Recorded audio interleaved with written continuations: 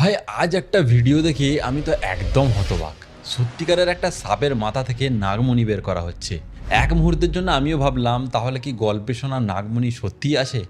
আর শামুকের পেটে যদি মুক্ত থাকতে পারে, সাপের মাথায় মণিই বা থাকতে পারে না কেন? কিন্তু জিওলজি ইনের রিপোর্ট অনুযায়ী শামুকের শরীরে বালির দানা ঢুকে গেলে সেটা নেকড়ে নামে একটা পদার্থ দিয়ে ঢেকে মুক্ত তৈরি হয়। কিন্তু সাপের দেহে এমন কোনো জৈব প্রক্রিয়াই হয় না। তাহলে এই নাগমণির ধারণা শুরু হলো কিভাবে? আসলে এই নাগমণির গল্প শুরু হয় পৌরাণিক কাহিনী থেকে। তবে সবার জানাশোনা দূরের কোনো দাদু থাকবেই যিনি হয়তো নিজের চোখে নাগমণি দেখেছেন। সেটা আসলে কি?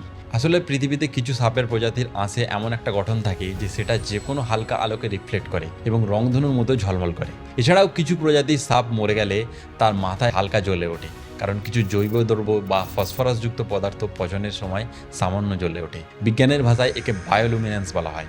পৌরাণিক বিশ্বাস আর সচক্ষে দেখা এই ন্যাচারাল ফেনোমেননগুলো একসাথে হয়ে তৈরি হয় এই নাগমণি, যেটা শুধু আমাদের কল্পনাতেই এক্সিস্ট করে। ভিডিওটা তোমার গল্পপ্রেমী বন্ধুকে পাঠিয়ে অবাক করে দাও। আর এরকমই আরও ইনফরমেটিভ ভিডিওর জন্য stay tuned with the Bong data.